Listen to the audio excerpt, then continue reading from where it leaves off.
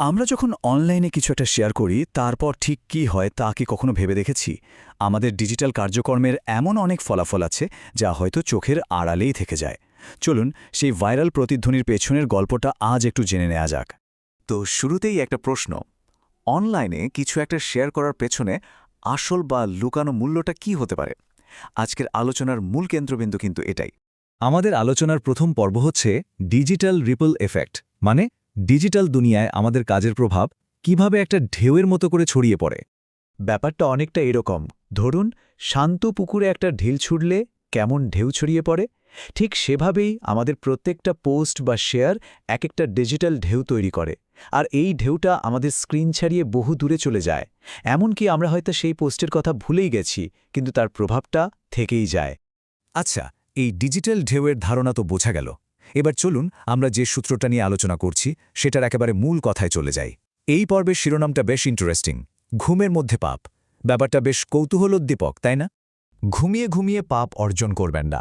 ভাবুন তো, সোশ্যাল মিডিয়ার এই যুগে এই কথাটার আসল মানে কি হতে পারে? তাহলে মূল বিষয়টা হলো, এই দৃষ্টিকোণ অনুযায়ী একটা পোস্ট কিন্তু শুধু এক মুহূর্তের জন্য থাকে না। এটা একজনের থেকে আরেকজনের কাছে ছড়াতেই থাকে। আর যতবার এটা শেয়ার হয়, যিনি প্রথম পোস্টটা করেছিলেন তার আধ্যাত্মিক পরিণতির বোঝা নাকি বাড়তেই থাকে। এমনকি তিনি যখন এ বিষয়ে কিছুই জানেন না বা ধরুন ঘুমিয়ে আছেন, তখনও। এই যে পুরো ব্যাপারটা, এটা অনেকটা একটা চেন রিঅ্যাকশনের মতো। খুব সাধারণ একটা কাজ দিয়ে শুরু হয়, একটা শেয়ার। সেখান থেকে পোস্টটা ভাইরাল হয়ে যায় আর দ্রুত ছড়াতে থাকে। আর এই দৃষ্টিভঙ্গি অনুযায়ী প্রতিটি নতুন শেয়ারের সাথে মূল পোস্টকার্তার আধ্যাত্মিক পরিণতির বোঝাও নাকি বাড়তে থাকে। কিন্তু প্রশ্ন হল, এই প্রভাবটা এত বিশাল আকার নেয় কিভাবে? এর পেছনের কারণটাই হল মাল্টিপ্লায়ার এফেক্ট বা গুণক প্রভাব, যা আমরা এখন দেখব। ব্যাপারটা আরেকটু সহজে বুঝতে সাধারণ উদাহরণ দেয়া হয়েছে। যেমন ধরুন, হোয়াটসঅ্যাপের মতো মেসেজিং অ্যাপে একটা গান ফরওয়ার্ড করা। এই ছোট্ট কাজটা দিয়েই একটা বড় নীতি বোঝানো হয়েছে। এখানেই মাল্টিপ্লায়ার এফেক্টের মূল কথাটা স্পষ্ট হয়। মানে, এই নীতি অনুযায়ী যিনি প্রথম শেয়ার করেন তার দায় শুধু নিজের কাজের মধ্যে সীমাবদ্ধ থাকে না, বরং পরবর্তী প্রত্যেক শেয়ারকারীর কাজের দায়ও তার উপর বর্তাতে পারে। বিষয়টাকে এভাবেও ভাবা যেতে পারে, একদিকে যেমন নিজের শেয়ারের একটা ফল রয়েছে, অন্যদিকে প্রতিটি নতুন শেয়ারের সাথে সেই ফলের ভার বহুগুণে বাড়তে থাকে। এর ফলে মূল দায়টা কিন্তু অনেক বেশি ভারী হয়ে উঠতে পারে। তবে সমস্যাটা তুলে ধরার পর সূত্রটি কিন্তু আমাদের এখানেই থামিয়ে দেয়নি। এটি একটা সমাধানের পথও দেখিয়েছে। চলুন চতুর্থ পর্বে দেখি ফিরে আসার আহ্বান। এখানে দারুণ ব্যাপার হল, এই দৃষ্টিভঙ্গিটা শুধু একটা সম্ভাব্য সমস্যা দেখিয়েই থেমে থাকে না, বরং এটা সংশোধনের জন্য একটা সুস্পষ্ট ৩ ধাপের পথের কথাও বলে।